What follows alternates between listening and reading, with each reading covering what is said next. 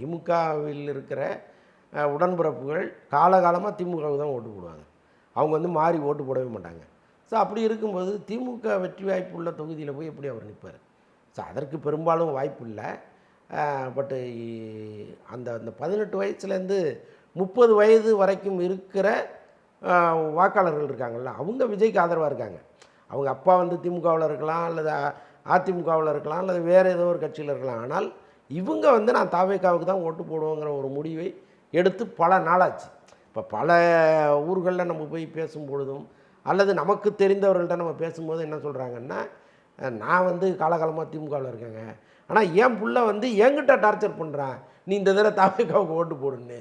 So அந்தளவுக்கு இந்த பசங்களை சமாளிக்க முடியலங்க. எங்கே போனாலும் டிவிக்கேன்றானுங்கன்னு சொல்லி புலம்புன ஆட்கள்லாம் நமக்கு தெரியும். ஸோ அப்போ இந்த வாக்கு இருக்கு இல்லையா, இது வந்து ஒரு மாற்றத்தை ஏற்படுத்துவதற்கு வாய்ப்பு இருக்கே தவிர காலகாலமாக திமுகவுக்கு ஓட்டு போட்டவர்கள் மாற மாட்டாங்க. இப்போ அதுதானே அந்த கட்சியினுடைய பலம். இப்போ கான்ஸ்டண்ட்டாக ஒரு 41% இருக்குது அப்படின்னு எப்படி சொல்கிறாங்கன்னா, அந்த வாக்கு மாறவே மாறாதுங்கிறதுனால சொல்கிறது தான்.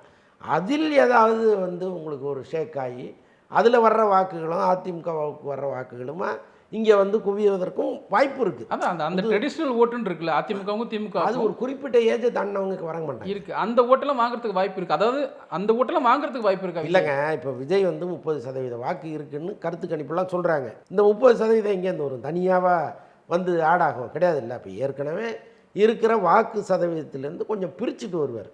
திமுகவிலேருந்து கொஞ்சம் பிரிச்சுட்டு வருவார், அதிமுகவிலேருந்து கொஞ்சம், நாம் தமிழர்லேருந்து கொஞ்சம், அப்படி பிரிச்சுட்டு வர்ற வாக்குகள் தானே. இப்போ விசிகேவிலேருந்து கொஞ்சம் இப்படி வர்ற வாக்குகள் தான் அது வந்து ஒரு 30% கன்வெர்ட் ஆகுது.